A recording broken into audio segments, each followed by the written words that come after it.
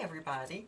A couple of days ago I shared a post about the belongingness of complaining, and it's such an important concept for us to really be digging into right now, especially because we're literally witnessing this happen in real time and in high gear. There's there's a lot of desire for belongingness and herding together. And I think our desire for that has just gone through the roof right now. Maybe especially because of our mandates for social distancing. So I also did a couple of days ago, maybe yesterday, I did a short video about using our words to weave something that cradles and inspires us instead of using them to get ourselves more tangled or fearful. And so I'd like to tie those together, if we could, please. Right now, as we're staying home, there are so many outside factors affecting us, and they're affecting our inner sense of peace and our inner sense of belonging. And I personally, I'm literally hearing it almost as a siren call to gather together and commiserating. And the thing to watch there is that commiserating really dances the line of complaining and fostering fear, and that's the last thing we need right now. So one of the ways this disguises itself is in this. We've got this loop going in our heads of wanting this all to be over immediately, now, yesterday. But we all share this feeling. We all share it. And yet clinging to that wanting, which is normal, I think it's perfectly human, but clinging to that wanting to go back to normal as soon as possible, is actually ignoring the fact that normal's not likely to ever look the same again. And what might that new normal look to our own selves, our own beingness and our own belongingness?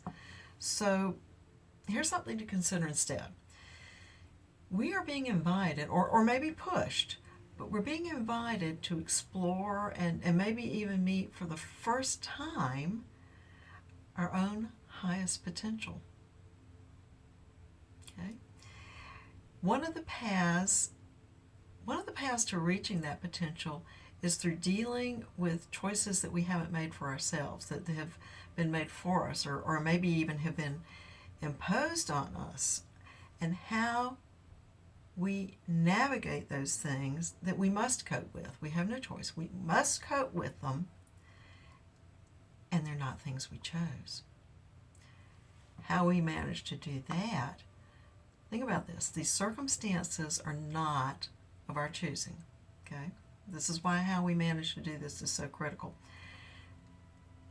Our own choosing is in how we choose to navigate that, because these circumstances now that we didn't choose, they are now part of our own story, each of us individually and collectively as humankind.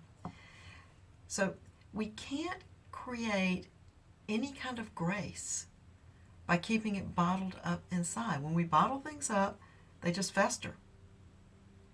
But we do have choices about how we release that buildup that we're all feeling. Or, for some of us it's all the time, for some of us it's sometimes, but we're going to feel it.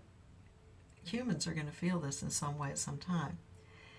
And yes, one way to release that buildup is to spill it to a friend. Okay? We can't just think, I can't say anything.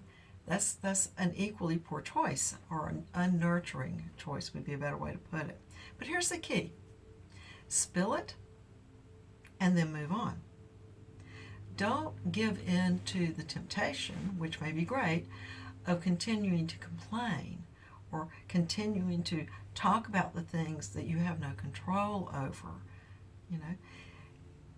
Because here's a visual for this. Once you spill something, it's empty. that container is empty, or maybe it should be. So if all you do is fill up with more complaining that's going to fester more and need to be spilled again, you've missed a golden opportunity. There's always opportunity, and in this case, if you just keep filling with complaining and spilling that, you've missed a golden opportunity to begin rising to your own potential, to becoming your own highest potential. Complaining's tempting. It's habit forming. But as we become more in tuned to our own feelings, the likelihood is we'll discover that complaining really doesn't make us feel good, even in the moment. It's almost like we've been hoodwinked into thinking that. Release, yes. Succumb to complaining, no. So remember the visual of seeing our words as threads? And we could choose to weave something with those threads, a hammock, a blanket, something beautiful and safe and comforting, or we could allow them to become tangled and to instead create something frustrating or fearful or that feels impossible. That is our choice. That is absolutely our choice. And one of the ways to kind of hone that in and connect these two, the complaining and the weaving something of grace, is to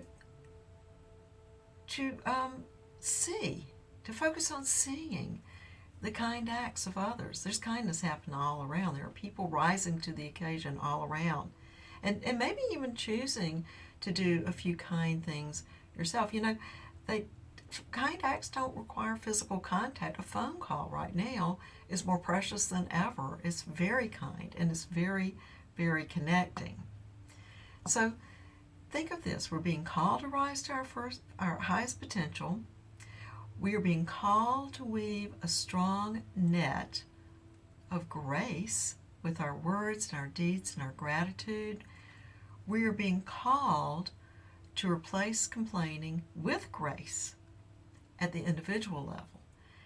And that becomes that proverbial pebble in the pond that radiates out and it ripples and it touches and it touches and it touches. And we get to choose whether that ripple we send out is one of complaining and festering, one of grace and nurturing. What do we want to grow more of in the world? I mean, it's really that simple. Thank you, and I love you all, and I'll see you next time.